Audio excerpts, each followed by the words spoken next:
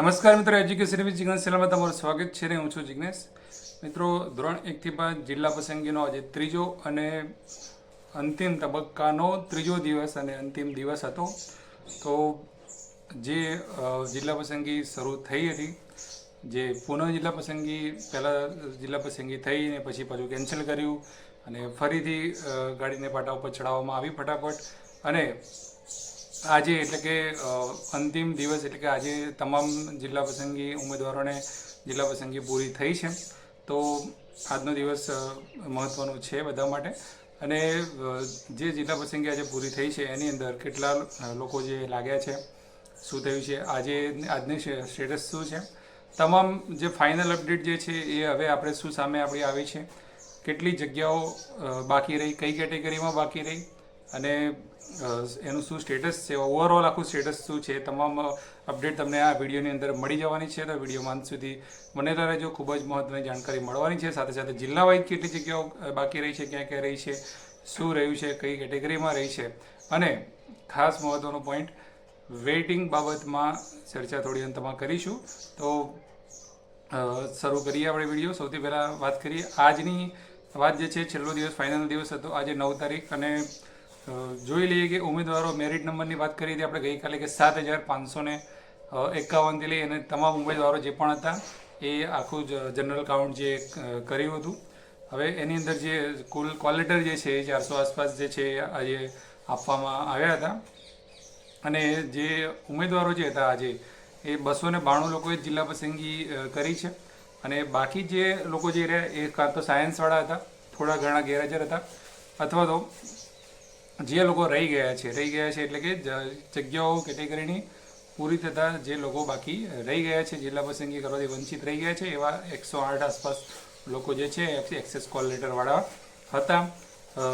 Category wise અહીંયા ગણીએ તો આપણે ઓપન કેટેગરીમાં આજે એટલે કે જનરલમાં 49 લોકોએ જિલ્લા પસંદગી કરી છે.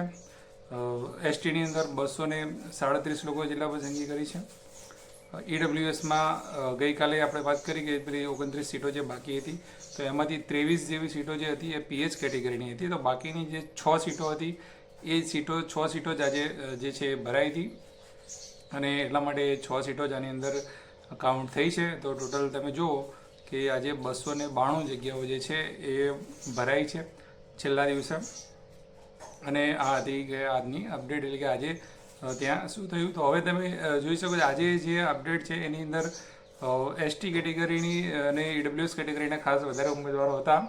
ઓપન માટે એલિજિબલ જે ઓપન સ્પેશિયલ કેટેગરી છે એના તો માત્ર જે છે એ 22 ઉમેદવારો જ હતા. આપણે ગઈકાલે તમને મેં કીધું હતું કે એ ઉમેદવારો ફક્ત 22 જ ઉમેદવારો. તો હવે એસટી કેટેગરીની વાત કરીએ તો છેલ્લા કયા નંબર સુધીના ઉમેદવારો લાગ્યા તો આશરે લગભગ 650 સુધીના મેરિટ નંબરવાળા ઉમેદવાર એસટી કેટેગરીવાળા લાગ્યા હોઈ શકે છે. અને જે ઈડબ્લ્યુએસ કેટેગરીની વાત કરીએ તો ગઈકાલે 952 સુધીના હતા. તો બીજા કદાચ 960 આસપાસના નંબર સુધીના ઉમેદવારો જે છે એ અત્યારે લાગ્યા હોઈ શકે છે. અને બાકીની જગ્યાઓ છે એ પીએચમાં કાઉન્ટ થયેલી હતી એટલા માટે એના ઉપર હાલમાં કોઈને જિલ્લા પસંદગી માટે કરવા દીધી નથી.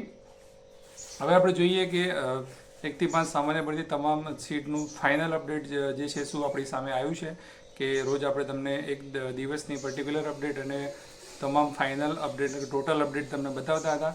તો આજની જે છેલ્લો આંકડો જે છે આપણી સમક્ષ શું આવ્યો છે, કેટલા ટકા જગ્યાઓ ભરાઈ છે એનું ચિત્ર આ તમારી સામે છે. તમે જોઈ શકો છો કે ઓપનની ટોટલ સાયન્સ અને સામાન્યની મળીને 2766 જગ્યાઓ હતી. એમાં 2193 જગ્યાઓ ભરાઈ છે અને 573 જગ્યાઓ જે છે એ બાકી રહી ગઈ છે કે ઉમેદવારો જે છે મળ્યા નથી.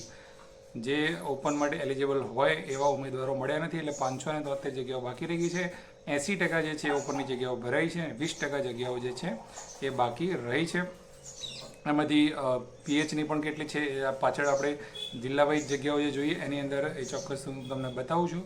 હાલ તમે કેટેગરી વાઇઝ આપણે જોઈએ છીએ એસસીની 285માંથી ફાઇનલી 282 જગ્યાઓ ભરાઈ અને 3 સીટો જે છે એ પીએચની બાકી રહી ગઈ હતી. તો 98.55% એટલે કે ઓલમોસ્ટ જે છે એસસી ભરાઈ ગયું.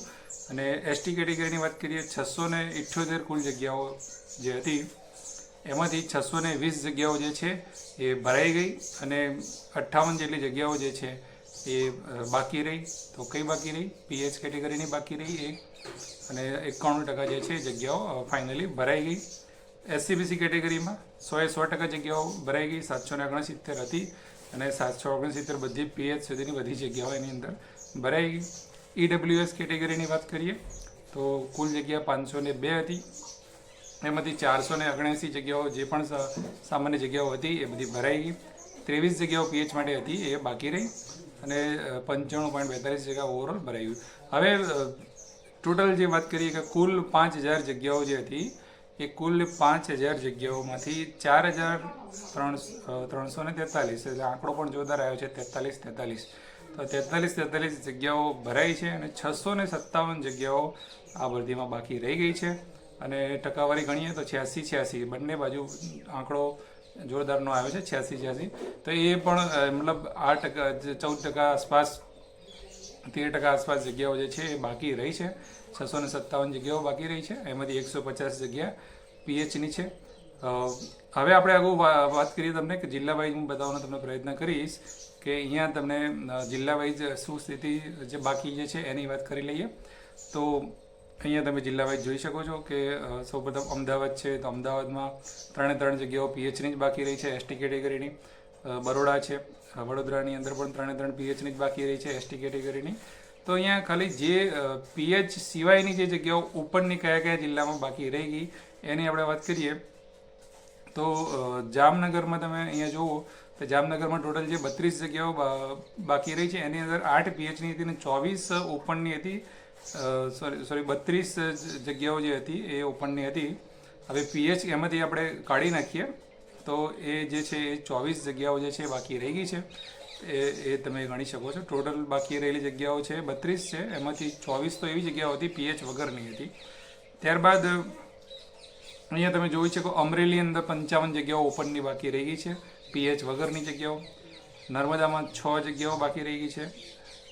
6 જગ્યાઓ જે છે એ નર્મદામાં એ પણ પીએચની જગ્યા હતી. પીએચ વગર આપણે ગણીએ તો અમરેલી અંદર 46 જગ્યાઓ હતી. 46 જગ્યાઓ એ બાકી રહી ગઈ છે. ત્યારબાદ બનાસકાંઠાની અંદર વાત કરીએ તો ઘણી બધી જગ્યાઓ હતી ઓપનની. તો 23 જગ્યાઓ પીએચની હતી. ટોટલ 236 જગ્યાઓ બાકી રહી છે બીકેમાં અને 213 જગ્યાઓ જે છે ઓપનની ખાલી રહી ગઈ, એમાં કોઈ ઉમેદવારો મળ્યા નહીં. એવી રીતે બીજા દ્વારકા જિલ્લાની વાત કરીએ તો 224 જગ્યાઓ દ્વારકામાં કોઈ ઉમેદવારો જવા તૈયાર નથી થયા. 224 જગ્યાઓ જે છે એના માટે ઉમેદવારો મળ્યા નથી અને 9 જગ્યાઓ એની અંદર પીએચની હતી. એવી રીતે ઓવરઓલ જિલ્લાની વાત કરીએ તો ટોટલ જિલ્લાનું જે છે 651માંથી પીએચની 144 અને 507 પીએચ વગરની છે અને એવી રીતને ટોટલ થાય છે. અને ઓવરઓલ બધું ટોટલ આપણે ગણીએ સુરત મહાનગરપાલિકાની 6 જગ્યાઓ જે હતી એસટી કેટેગરીની 6 જે પીએચની હતી એ જ બાકી રહી છે, બાકી બધી ભરાઈ ગઈ છે. તો ઓવરઓલ તમે ગણો તો 657 જગ્યાઓ બાકી રહી છે, એની અંદર 150 પીએચની છે અને પીએચ વગરની ગણીએ તો 507 જગ્યાઓ. તો આ જે 507 જગ્યાઓ જે છે એ બાકી રહી છે અને 150 જે છે પીએચની. તો આ જગ્યાઓ બાકી તો રહી ગઈ. તો હવે આગળ શું? તો હવે આગળ જે છે એ ચોક્કસથી ઓપનની જે જગ્યાઓ છે એની અંદર વેઇટિંગનો કોઈ સવાલ આવતો નથી, કેમ કે ઓપનના તો ઉમેદવારો અહીંયા મળ્યા જ નથી. તો ઓપન કેટેગરી માટે વેઇટિંગ આવે જ નહીં. બની શકે બીજી બધી કેટેગરી જે છે એની અંદર હવે કોઈ 1 થી 5 વાળો ઉમેદવાર 6 થી 8માં જાય તો એની અંદર કોઈ બોન્ડ એવું કંઈ ભરવાનું હોતું નથી. તો 1 થી 5 વાળો કોઈ ઉમેદવાર સારા મેરિટવાળો જે 6 થી 8ની અંદર જશે તો ચોક્કસથી 1 થી 5ની અંદર પાછળ કેટેગરીનું વેઇટિંગ ખુલી શકે છે.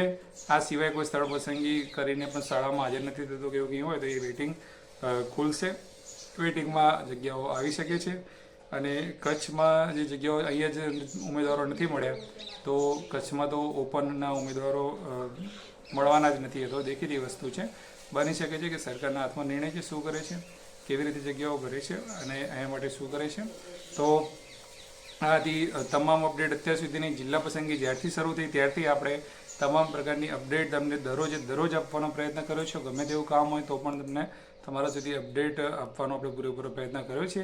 તો તમે જે પણ લોકોએ જિલ્લા પસંદગી મેળવી હોય તો તમામ લોકોને શુભેચ્છાઓ છે, શુભકામનાઓ છે. આવતીકાલે દિવ્યાંગ ભરતી અને અન્ય મધ્યમવાળા ઉમેદવારો જે છે એ સ્થળ પસંદગી માટે જઈ રહ્યા છે, તો તેમને પણ ખૂબ ખૂબ શુભેચ્છાઓ છે.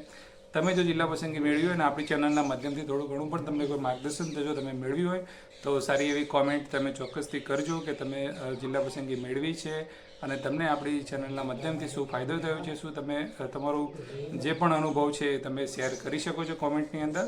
હવે પણ આપણે જિલ્લા પસંદગીની અહીંયા પ્રોસેસ પૂરી થાય છે અને આપણા વિડીયોને અહીંયા મતલબ જે પણ વસ્તુ કરીશું, આગળ જે કંઈ પ્રોસેસ સરકાર દ્વારા કરવામાં આવશે એના વિડીયો આપણે વિરોધ ચાલુ રાખીશું. તો તમારો એક્સપિરિયન્સ કેવો રહ્યો કોમેન્ટમાં જરૂરથી જણાવજો. વિડીયો સારો લાગ્યો તો લાઇક જરૂરથી કરજો. નવા વિડીયોમાં આપણે ફરીથી મળતા રહીશું. જય હિન્દ, જય ભારત. Thank you.